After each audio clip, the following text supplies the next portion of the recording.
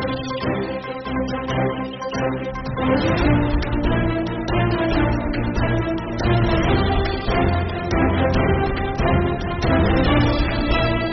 आवाज एक खास मुलाकात में आज मुलाकात कर रहे हैं भवानी शंकर शर्मा से।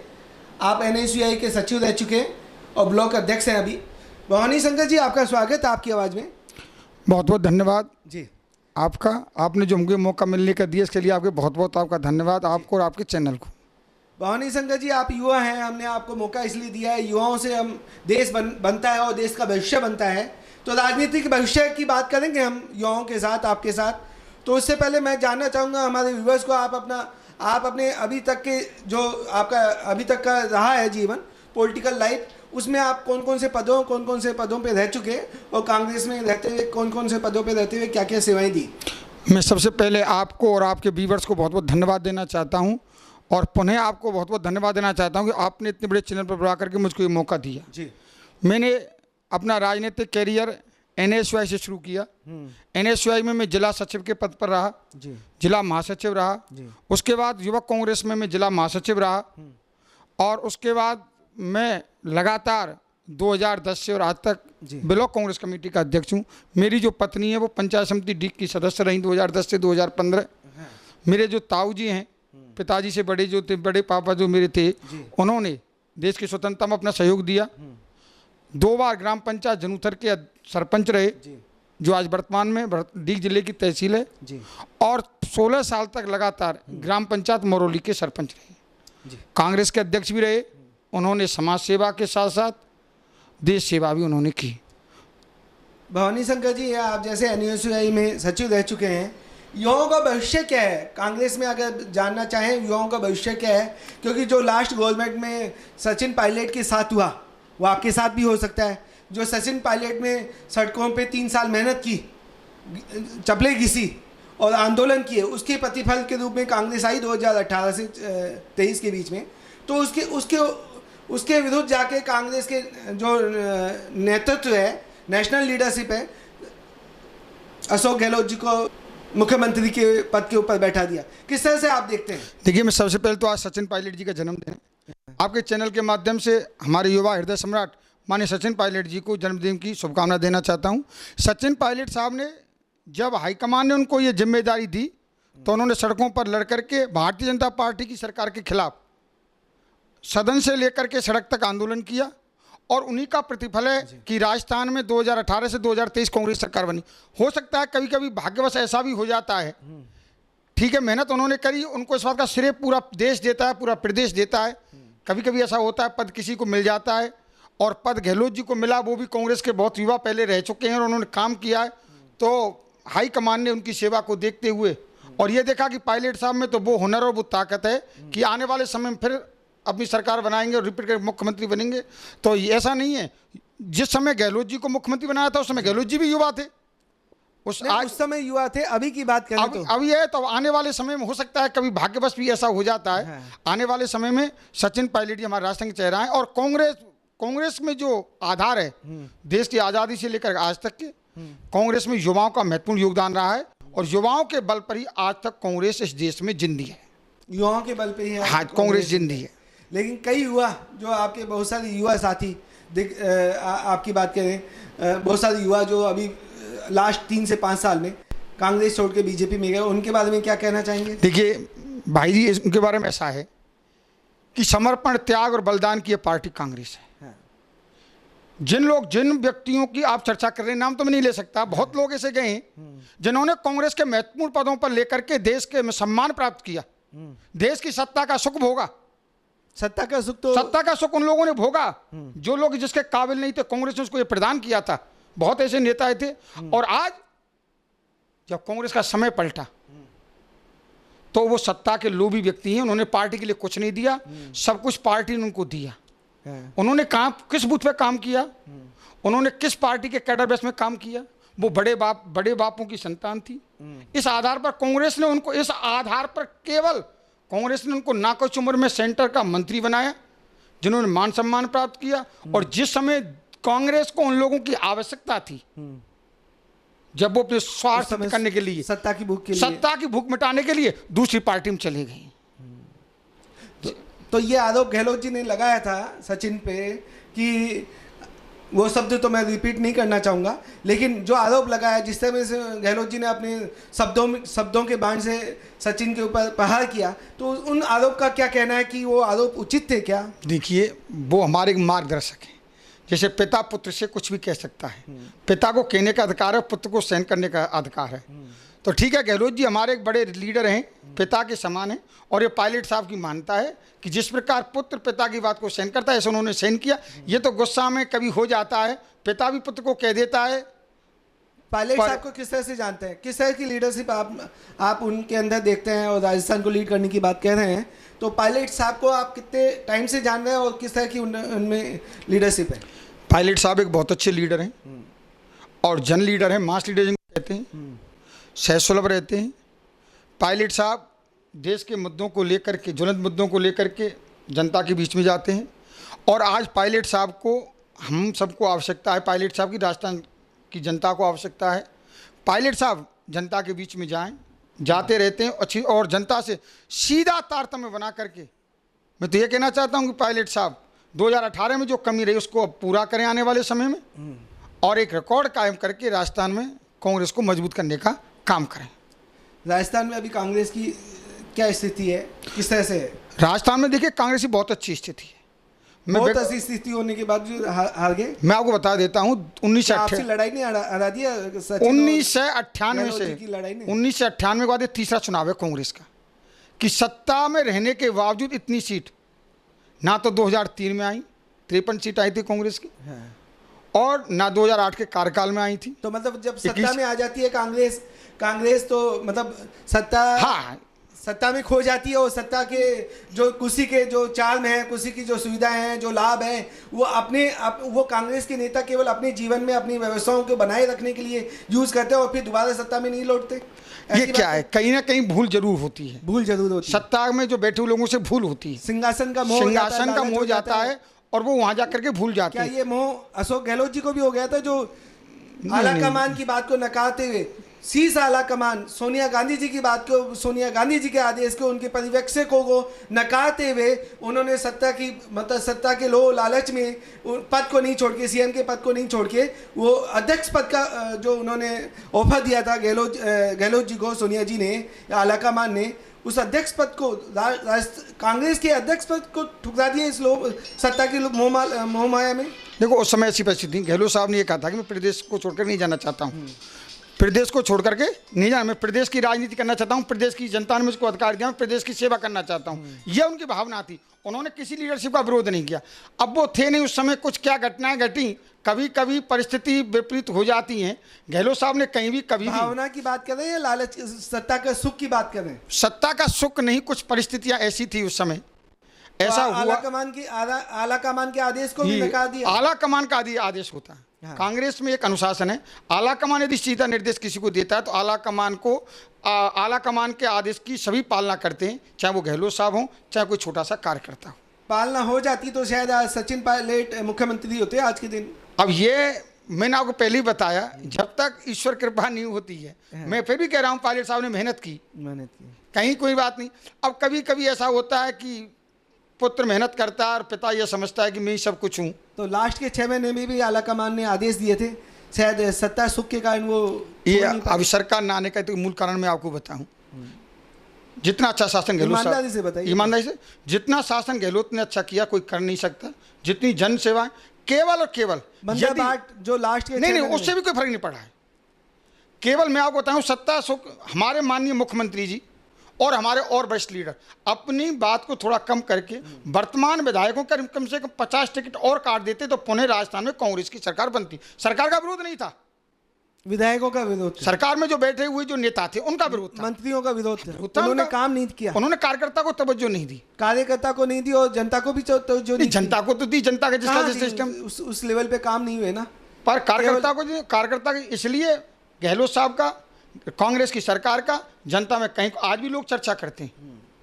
आज लोग इस बात को पछताते हैं 70 सीट कांग्रेस ने ली, और कांग्रेस हारने का मूल कारण ना पायलट साहब को मानता हूं, ना मैं गहलोत साहब को मानता हूं, केवल इन लोगों के सामंजस्य बैठा करके कुछ विधायकों को जो रिपीट किया है उनको रिपीट नहीं करते, दे देते, युवाओं को दे देते। सिलेक्शन सही नहीं रहा। और यदि किसी और को दे देते सिलेक्शन, मतलब दोनों आपका ये कहना है कांग्रेस के नेताओं ने कांग्रेस की अपने नीयत अपने डुबो लोगों दी। अपने लोगों को टिकट दिलाने के लिए वो अड़े रहे और अपने अपने लोगों को टिकट दिलाने में समर्थ हुए। कहीं ना कहीं गहलोत जी अड़ गए कि हमें चाहिए टिकट। गहलोत जी भी अड़ गए और लीडर भी अड़ गए थे, सचिन पायलट भी अड़ गए। तो हाँ, उनके भी सब भाई, किसी भी व्यक्ति का टिकट नहीं कटा। टिकट यदि वर्तमान एमएलए के कटते, अब जहां जहां कुछ उन्होंने परिवर्तन किया। अभी जनता की तरफ से जो लास्ट 6 महीने 1 साल सरकार रही कांग्रेस की, उस समय ये भावना रही कि लूट सको तो लूट लो, फिर मतलब इस तरह की भावनाओं के साथ सरकार ने काम किया। नहीं, ये तो क्या मैं ये गहलोत जी ये मान के चल रहे थे लास्ट सत्ता है कम से कम उनके जीवन काल की? अब लूट की बात तो ऐसे, लूट तो किसी ने नहीं की।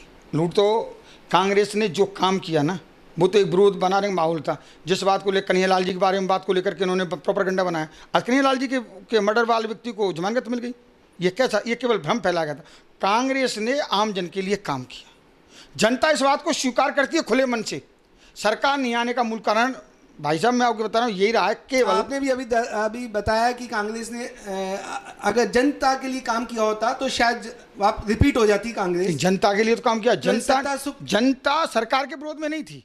जनता तो जो लोग थे, कुछ लोग ऐसे थे लीड कर रहे थे, उनको सरकार में तो उनको दोबारा मौका नहीं देगा। किसी थर्ड पर्सन को यदि मौका दिया जाए, युवा को, महिलाओं को, टिकट सिलेक्शन सही नहीं था। हाँ, तो सरकार टिकट सिलेक्शन में कहीं नहीं आला कमान का भी, वो आला कमान तो क्या है, कुछ आला कमान था, कुछ अपने अपने पक्ष को मजबूत करने के लिए ये बात थी। सरकार ने अच्छा काम किया। अपने बारे में बताइए, अपनी विधानसभा के बारे में बताइए और अपने क्षेत्र के जो भरतपुर से आप आते हैं।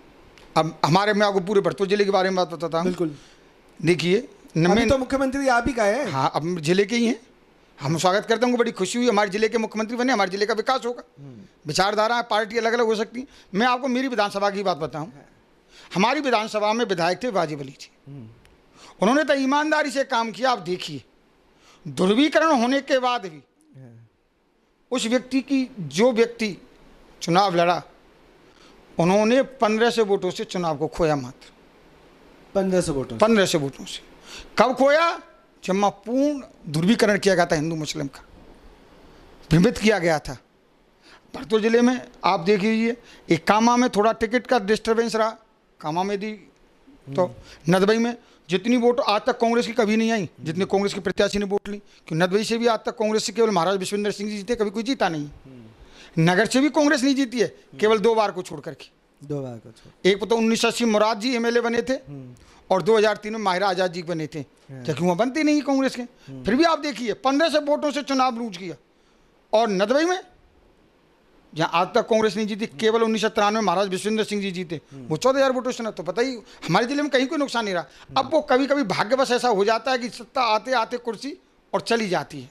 भरतपुर की बात कर लेते हैं आपके जिले। हाँ, भरतपुर से इस तरह से क्या मतलब, क्या विकास की बात करते हैं, अब पॉलिटिक्स की बातें छोड़िए आप, और हम देखते हैं अगले 15 साल में क्या मतलब, लास्ट 15 साल में जो विकास हुआ, क्या वो विकास से संतुष्ट है? भरतपुर जिले की बात कर रहा हूँ, इंडिविजुअल सीज की बात नहीं कर रहा। और भरतपुर जिले में क्या क्या संभावनाएं हैं आपके हिसाब से? आप युवा हैं, आप जानते हैं, आप उस क्षेत्र के हैं। देखिए, भरतपुर जिले में विकास हर सरकार ने किया है, पर इस 5 साल में भरतपुर का अभूतपूर्व विकास हुआ है। किस वाली बात करें? 18 से 23 वाले में क्या मतलब, किस तरह का अद्भुत? सड़कों का स्ट्रक्चर रहा, चिकित्सा सुविधाएं रहीं, गांव-गांव में CSC PSC खोल कर दिए गए, स्कूल कॉलेज का निर्माण किया, हर विधानसभा में कॉलेज खोला गया, कहीं अच्छी योजनाएं लाई गई सरकार। और सरकारों में विकास तो सब कोई करते हैं, पर बहुत अच्छा विकास किया। अभी हमारे यहाँ आधारभूत सुविधाओं की आवश्यकता है, हमको उम्मीद है और आशा भी है। किस तरह की आधारभूत सुविधा होंगी? पानी, बिजली? पानी है, भरतपुर की जो मूल समस्या है पानी। सड़क तो खैर ठीक है, अच्छी है, ठीक है, अच्छी व्यवस्थाएं हैं। और दूसरा, माननीय मुख्यमंत्री जी ने ये ग्रीन हाईवे दिया है ब्यावर से भरतपुर, अभी वाले। हाँ, भाजपा सरकार की बात कर रहे हैं। और हम तो ये चाहते हैं भाई, मुख्यमंत्री हमारे जिस प्रकार मोहनलाल सुखाड़िया जी ने उदयपुर का विकास किया, गहलोत जी ने जोधपुर का विकास किया, तो हम तो उम्मीद करते हैं हमारे जिले के रहने वाले भरतपुर का विकास भी जोधपुर और उदयपुर की चौमुखी विकास हो। कि मुख्यमंत्री हमारे हैं, हमारे जिले के हैं, तो हम तो ये तो उम्मीद करते हैं कि जिस प्रकार मुख्यमंत्री का जो कैडर बेस होता है, जैसे जोधपुर और उदयपुर का विकास हुआ, आपने कभी, आपके जिले के मुख्यमंत्री हैं, आपके घर के मुख्यमंत्री हैं, तो आपने कभी जाके मुख्यमंत्री का स्वागत करते हुए उनको अपने जिले की समस्याओं से अवगत कराया? क्यों नहीं, उनका स्वागत किया है खूब भाई। हमारे जिले के ये तो मुख्यमंत्री का स्वागत तो करने के बाद, और उनको अवगत क्या है भाई, माननीय मुख्यमंत्री जी को। लेकिन आपकी तरफ से मैं अवगत तो वो है ही, उनको बताया है, फिर भी और मुख्यमंत्री जी तो मां बच्चा जब रोता नहीं है, जब तक उसकी माँ ही दूध नहीं पिलाती, तो ये तो कण कण से व्याप्त हैं। और वो खुद सरपंच रहे हैं, सरपंच रहे हैं। उनकी पत्नी 2010 से 2015 पंचायत समिति सदस्य रही हैं। किस तरह से देखते हैं भजन लाल जी को आप, इंडिविजुअली, पर्सनली, और किस तरह से? बहुत अच्छे व्यक्ति हैं। इंडिविजुअली बात कर रहा हूँ मैं, उनका बढ़िया कार्यक्रम रहा है, जनता से जुड़ करके रहे और एकनिष्ठ हैं। आपकी भावनाएं बह तो नहीं रही हैं? नहीं नहीं, विचारधारा हमारी कांग्रेस की है, कांग्रेस के साथ हैं, कांग्रेस को देंगे, कांग्रेस में रहेंगे। पर किस तरह से देखता है एक आम आदमी का, एक आम कार्यकर्ता का मुख्यमंत्री के पद पे जाना, किस तरह से देखता है? क्या ये गौरव की बात है? गौरव की बात है, गौरव की बात, हिंदुस्तान के लिए भी, बहुत राजस्थान के लिए भी, सभी। और हम तो ये चाहते हैं सभी पार्टियों को प्रेरणा लेनी चाहिए। बीजेपी इस तरह की चीजें जो बीजेपी करती आई है, क्या कांग्रेस में भी संभव? हाँ, कांग्रेस में संभव था। कांग्रेस में किया है ना। अशोक गहलोत एक केवल जनसेवा का कार्य कर रहे थे एक शिविर में, इंदिरा गांधी जी की नजर पड़ी और उसको पहली बार 1980 में सांसद बनती और कपड़ा क्या उप मंत्री बनाया था। ये कितनी बड़ी गौरव की बात है। बाबू राज बहादुर भरतपुर के, जिनको कोर्ट से बुला करके और उनको जिता करके मंत्री बनाया। जगन्नाथ जी पहाड़िया, बिल्कुल, जो सत्ता में रहते हैं, शीर्ष नेता, कहीं ना कहीं नजर पड़ती है, तो वो व्यक्ति काम करता है और नजर आता है और उसका भाग्य साथ देता है। तो वो व्यवस्था, जनलाल जी ने अपनी पार्टी में काम किया, उसका परिणाम उनको मिला। अब मैं आपको बताऊं कांग्रेस में क्यों नहीं है। अशोक गहलोत लो, जगन्नाथ पहाड़िया लो, बाबू राज बहादुर लो, ये लोगों ने क्या काम किया सड़क पर, जनता के बीच काम किया, उसका प्रतिफल मिला। कहीं ना कहीं आज के जो युवा हैं, कांग्रेस के जो कार्यकर्ता है, उनके साथ न्याय नहीं हो रहा है। नहीं, कांग्रेस के युवा देखिए कितने विधायक हैं, मुकेश गावड़िया है, रानवास गावड़िया है, मुकेश भाकर है, बहुत भाई जिनको टिकट मिला है वो चुनाव जीते हैं और पार्टी के साथ हैं।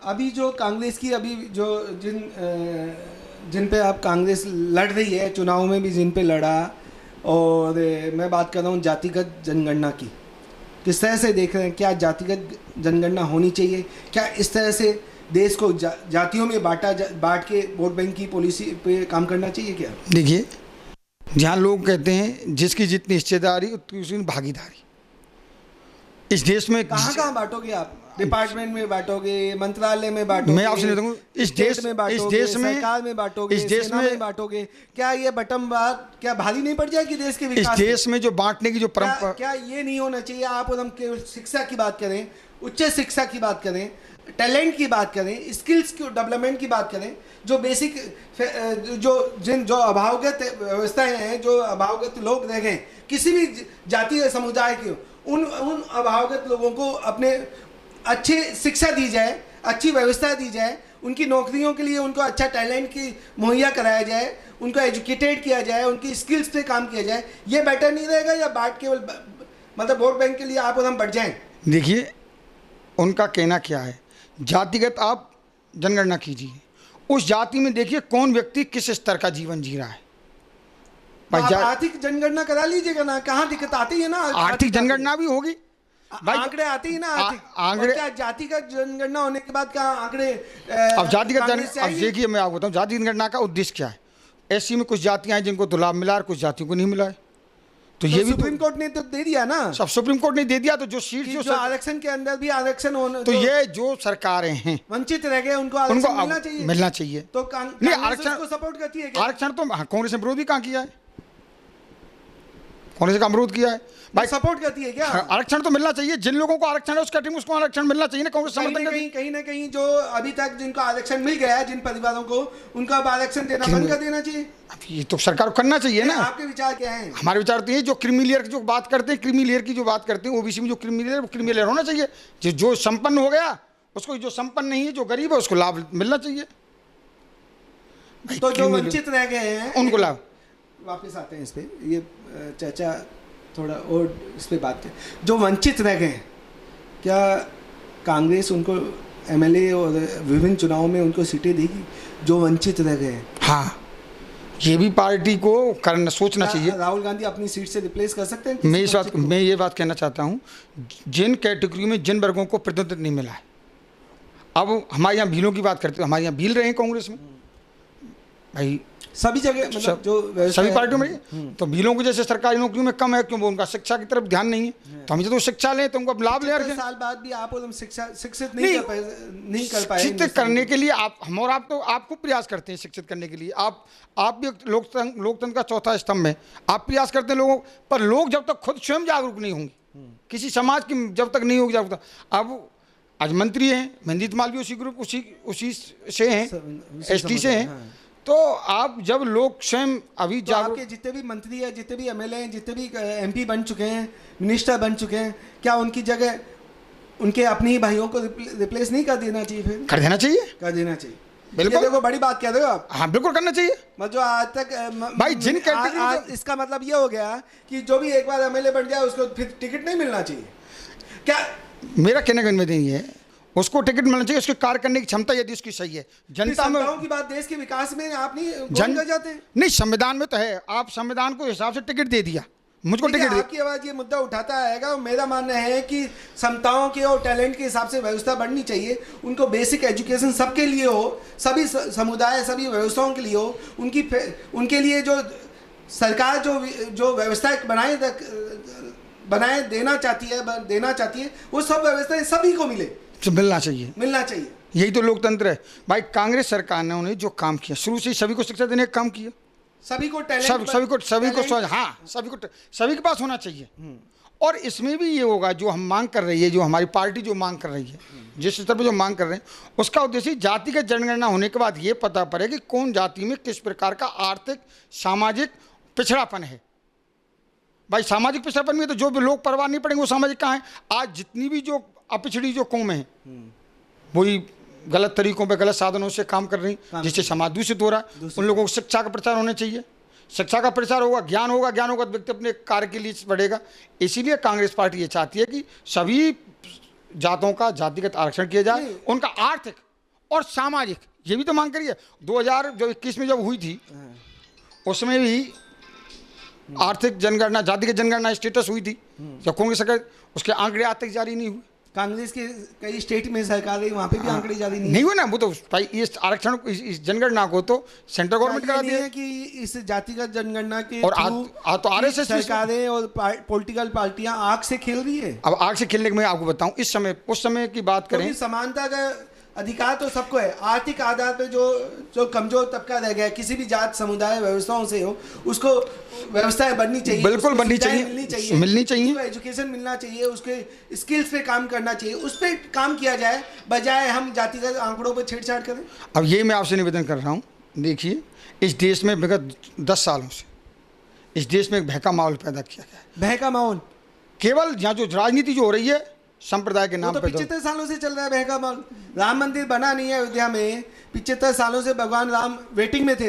हिंदुस्तान के आजाद होने के बाद आप राम मंदिर बनने पे दर्शन करिए क्या? मेरी बात सुनिए, मैं आपको बताऊं, कुछ है कि नहीं है? मैं इतना खुश हूँ। मैं जिस समय मेरे पिताजी और माताजी 1985 में दर्शन करने गए थे, जिस समय देश के तत्कालीन प्रधानमंत्री राजीव गांधी जी ने ताला खुलवाया, उस जमाना बहुत अच्छा काम जब मैं 8 साल की अवस्था का था, ताला खुलवा के ही रह गए। ताला खुलवा करके उन्होंने दर्शन कराए, दर्शन जनता को मिले। उसी जमाने से मुकदमा चल रहा था। मैं आप शुरू लूँ, मुकदमा किसने फैसला दिया? ये कोर्ट ने फैसला दिया। कोर्ट ने दिया, पर कोर्ट के मोदी जी की गवर्नमेंट में, नहीं मोदी गवर्नमेंट कहीं ना कहीं इसका मतलब फिर व्यवस्थाएं तो देनी पड़ती है कोर्ट को। जो व्यवस्थाएं अगर आपने कोर्ट में अगर सिद्ध नहीं कर पाए, व्यवस्था को दे नहीं पाए, उनके समकक्ष वो डॉक्यूमेंट्स पेश नहीं करोगे आप सरकार में रहते हुए, तो सरकार ने डॉक्यूमेंट्स पेश किए, सरकार ने वेरीफाइड किया कि भगवान राम की जन्मभूमि है, भगवान राम की व्यवस्था है, भगवान राम की भूमि है, यहाँ पे भगवान राम का नहीं बनेगा तो किसका बनना चाहिए? क्या ये व्यवस्था अगर गवर्नमेंट नहीं तो कोर्ट संतुष्ट हुआ? संतुष्ट होने के बाद उसके जो डॉक्यूमेंटेशन कंप्लीट होगी, देन कोर्ट का डिसीजन आता है। मैं आपको बताऊं, ये डिसीजन 75 साल नहीं ये है, तो इसका मतलब मोदी जी का फिर न्यायिक संस्थाओं पर अधिकार है? नहीं, अधिकार नहीं, चुनाव डॉक्यूमेंट्स पेश तो गवर्नमेंट आप व्यवस्था को नहीं रखेंगे कोर्ट के सामने। गवर्नमेंट नहीं लड़ी थी, क्या डिसीजन मुकदमा गवर्नमेंट ने नहीं लड़ा। अगर आप अपने घर के मालिक हैं तो आपको कोर्ट में रखना पड़ेगा ना, पेपर दिखाने पड़ेंगे कि आप मालिक हैं। नहीं, मेरी निवेदन तो सुनिए। मोदी जी ने मुकदमा नहीं लड़ा, मोदी जी ने नहीं, सरकार ने मुकदमा, सरकार जो सरकार ने भी कार्रवाई होनी चाहिए। सरकार ने भी मुकदमा नहीं लड़ा, जो पक्ष रखना चाहिए, पक्ष की बात करो। मुकदमा जो पक्ष लड़ा था वो बाबरी मस्जिद पक्ष और हिंदू संगठन इन लोगों ने किया। तो इसका मतलब सरकार का सरकारी व्यवस्थाओं के तहत जो पक्ष रखने की बात है, आज मैं आपसे नहीं बताऊंगा। आज मैं मुकदमा लड़ रहा हूं, तो मेरे डॉक्यूमेंट्स मैं पेश करूंगा या सरकार पेश करेगी? आपके डॉक्यूमेंट्स आपके साथ सरकार भी जो पार्ट ऑफ द जो डॉक्यूमेंट्स है सरकार के उसमें तो सरकार भी पेश करती है। तो नहीं, मुकदमा तो पक्षकार मैं आपसे मांगता हूं या किसी तीसरे से मांगता हूं, लाने तो मुझे, पक्षकार तो मैं हूं। जिस तरह से मोदी जी ने विकास की एक मतलब जो परचम लहराया है, आज हिंदुस्तान पूरे विश्व में लीड कर रहा है। भारत के प्रधानमंत्री जाके अमेरिका के राष्ट्रपति को लीड कर रहे हैं। ये व्यवस्था देख के आपको कैसा लगा? देखिए मैं आपको बता दूं, आप देखिए आज मैं कुछ भी कहूँ, केवल विदेश घूमने से ऐसा देश का कौन सा प्रधानमंत्री था जिन्होंने इस संसार को लीड नहीं किया? पंडित जवाहरलाल नेहरू। मेरा नहीं बता, सुनिए आप, सुनिए आपको बात, मोदी जी को जवाब दे रहा हूँ और आपको। पंडित नेहरू जिसने इस संसार को सबसे बड़े पंचशील के सिद्धांत दिए, जिन्होंने इस विश्व को लीड किया था। जहाँ जिसकी आवश्यकता बोली, केवल बात करने से, आडंबर करने से कुछ होता। क्या विकास हुआ है देश का? आज देश के युवा को रोजगार मिल गया? मिल रहे हैं। कहाँ मिल रहा है बताइए? जो मैन्युफैक्चरिंग हब बन रहा है पूरी दुनिया के लिए, कहाँ? अब चाइना अभी, आप मेरी देखिए कहने की, ये इनकी जो कहने वाली बात है, आज सबसे ज्यादा बेरोजगारी भारत देश में है। इसको आप मानते नहीं मानते? जो आंकड़े जो जनसंख्या के मुकाबला 150-60 तो जनसंख्या 50 करोड़ के आसपास होनी जा रही है। तो आज से 10 साल पहले भी जनसंख्या खूब थी इसी देश में। हाँ, तो उसका 10 साल में जनसंख्या बढ़ी। तो जनसंख्या का जो मोदी गवर्नमेंट ने जो स्किल्स डेवलपमेंट, मोदी गवर्नमेंट, देखिए मैं बताऊं, मोदी गवर्नमेंट ने केवल इस देश में माहौल को खराब करने का काम किया है। राम मंदिर केवल नहीं, अब मैं आपसे कह रहा हूं, 370 मेरी बात सुनिए, माहौल खराब होता है। मेरी बात सुनिए, क्या राम मंदिर के मामले को क्या कांग्रेस सरकार ने विरोध किया? इसका कांग्रेस पार्टी ने विरोध किया? 75 सालों मैं आप ये कह रहा हूं, मेरी बात सुनिए, 75 साल। आज सुनिए, मेरे पिताजी हैं, मेरे पिताजी मुकदमे को लड़ते लड़ते मर जाती हैं। रेवेन्यू मुकदमा चल रहा है और मैं भी मर जाता हूं और मेरा बेटा है उस मुकदमे को जीत जाता है। तो क्या उन्होंने काम नहीं किया? पक्ष नहीं पक्ष थे। अब ये तो है ना, गंगा का आना, भागीरथ जी जब जिस समय राजा सगर के 60,000 पुत्र मरे तो कितने लोगों ने तपस्या की? रघुवंश के लोगों ने। गंगा जी नहीं आई, फिर भागीरथ ने तपस्या करी, गंगा जी आ गई, तो श्रेय किसको मिला? भागीरथ को। कहीं ना कहीं प्रक्रिया चलती रहती है, कोर्ट का फैसला है, कोर्ट ने फैसला दिया। यदि हिंदुस्तान की किसी भी पार्टी ने उसका विरोध किया हो राम मंदिर का, तो बताइए राम मंदिर को कौन नहीं मानता? राम आस्था का प्रतीक है, राम यहाँ के कण कण में निवास करता है। पर जिन लोगों ने राम को राजनीति के लिए, अपने प्रयोजन लाने के लिए असमय और मर्यादा को तार करते हुए जो उद्घाटन में शामिल होना चाहते थे, उन्होंने बता दिया कि राम की सत्ता आज भी कायम है। उद्घाटन में क्या दिक्कत? अगर प्रधानमंत्री भगवान राम की सेवा कर रहे हैं, पूजा कर रहे हैं, नहीं, अब मेरी बात, मैं आपको सेवा करने के लिए प्रतिष्ठा में, अच्छा, अगर प्रधानमंत्री नहीं होंगे तो क्या दिक्कत है? प्रधानमंत्री, मेरी बात सुनिए, मैं आपसे कह रहा हूँ, प्रधानमंत्री जो होने चाहिए, प्रतिष्ठा होनी चाहिए, मैं नहीं कह रहा हूँ, पर अधूरे मकान की या पूरे मकान की? पूरा ही बन गया। कहाँ बन गया पूरा? वो चल रहा है, वो तो स्ट्रक्चर है। अच्छा, आगे वाले नहीं, क्यों नहीं होना चाहिए ना? वो मंदिर ये तो हमारे नहीं, वो धर्म को मानते हैं। नहीं, मंदिर तो बन गया है ना, धर्म अधूरा है, मूर्तियां अधूरी नहीं, मंदिर तो अधूरा है। मूर्तियां, मंदिर और मंदिर। धर्मशास्त्र क्या कहता है? धर्मशास्त्र क्या कहता है? धर्मशास्त्र की बात करते हैं सनातनवाद में, मैं खुद जानता हूँ। धर्मशास्त्र कहता है जब तक उसका वास्तु का पूर्ण निर्माण नहीं हो जाए उसके बाद मंदिर का तो पूर्ण नहीं हुआ। आज भी काम चल रहा है, चल रहा है, लेकिन वो अलग स्ट्रक्चर उसी। अब आपने देखा, आपके मीडिया के माध्यम से देखा कि पहली बरसात में भगवान राम के ऊपर जल टपकने लग गया। कुछ पानी टपक जाए तो ये थोड़ी, इसीलिए तो है। आप सुनिए, बात वो नहीं है कि वो मंदिर का निर्माण पूर्ण नहीं हुआ था, केवल श्रेय लेने के चक्कर में श्रेय ले भाई। वो तो जिस तरह से आर्थिक विकास के आंकड़े आ रहे हैं, जिस तरह से जीएसटी में कलेक्शन के आंकड़े आ रहे हैं, 1,50,000, 60,000, कितनी गवर्नमेंटों को नहीं सुनिए करोड़। कभी 10 साल 15 साल पहले भारत का कोई वित्त मंत्री या प्रधानमंत्री इस तरह के आंकड़े सोच भी, जीएसटी था ही नहीं उस समय। जिस तरह से जीएसटी लगा, नहीं, जीएसटी तो 20 साल 30 साल। जीएसटी, अब सुनिए, जीएसटी के, इस जीएसटी का विरोध किसने किया था? किसने किया? जिस समय मनमोहन सिंह सरकार ने जीएसटी लगाने का प्रयास किया था, सबसे पहले गुजरात के तत्कालीन मुख्यमंत्री नरेंद्र मोदी ने इसका विरोध किया था। आधार कार्ड का विरोध किसने किया था? तत्कालीन मुख्यमंत्री नरेंद्र मोदी ने किया था। तो सारे विरोध करने के बाद उन्होंने प्राइवेट सेक्टर सारे विरोध अब लिया, अब जनता है और व्यवस्थाओं को अब मैं तो ये कह रहा हूँ, आज तो जिस कहाँ दिक्कत है? नहीं, दिक्कत क्यों नहीं है? उस समय तो आप विरोध कर रहे थे, आज क्या है? नहीं, उस समय पॉलिसी आधार का कार्ड का मैटर होगा, कोई ना कोई नहीं, चीजें, बहुत सारी चीजें, बहुत सारे अच्छा पॉइंट्स। नहीं, आधार कार्ड का क्या मैटर था? आधार कार्ड का विरोध किया कि नहीं किया बताइए? आधार कार्ड का अब आप और हम बात कर रहे हैं युवाओं की, वापस युवाओं जी। पे आते हैं। किस तरह की युवाओं की राजनीति को देखते हैं, कांग्रेस में संभावनाओं को देखते हैं युवाओं आज कांग्रेस की में युवाओं की संभावना है। हरियाणा में चुनाव हुए, बहुत युवाओं को टिकट कांग्रेस ने दिया है, जी है। क्योंकि इस देश युवाओं का देश है। आज कांग्रेस ने हमेशा युवाओं को आगे रखा है। जिस समय देश को आवश्यकता थी युवाओं की, उस समय देश के आंदोलन में कांग्रेस युवाओं ने कांग्रेस के माध्यम से देश को आज़ाद कराया। आज राजनीति में भी युवाओं की आवश्यकता है। जो बुजुर्ग, जो वरिष्ठ लीडर हैं, उनकी हमको मार्गदर्शक रूप में आवश्यकता है। अब आप देख सकते हैं हमारे जो 70 विधायक हैं, उनमें से कम 20 से 25 विधायक बिल्कुल युवा हैं, जो लगभग 40 वर्ष के बीच में ही हैं, और 40 से 50 के बीच में भी। आज क्योंकि युवा हमेशा जनता के बीच सक्रिय रहता है, और युवा देश को उन्नत, परंतु युवा के लिए एक मजबूत पिता की आवश्यकता है। इसलिए सभी राजनीतिक दलों में मजबूत नेतृत्व की आवश्यकता है। और नेतृत्व अगर मजबूत हो जाता है तो हाँ, संतानें काबिल भी हो जाती है। और जिस उद्देश्य से राजनीति की जाती है, वो राजनीति का उद्देश्य भी चलता है। राजनीति का उद्देश्य होता है सामाजिक सेवा करना। और यदि हमारे पास कोई यदि कुशल नेतृत्व करता नहीं होगा, तो व्यक्ति उसका दुरुपयोग भी करता, पद का दुरुपयोग भी करता है, पद का दुरुपयोग भी करता है, जैसे सरकारों में होता हाँ, है, होता है। पिछली सरकारों में हुआ है। और प्रधान, अब देखिए, अब 9 महीने की सरकार हो गई, अब बात करते हैं 9 महीनों में आप क्या देखते हैं? आज तक कुछ नहीं हो पाया। अब ये तो पता ही क्या हुआ 9 महीनों में।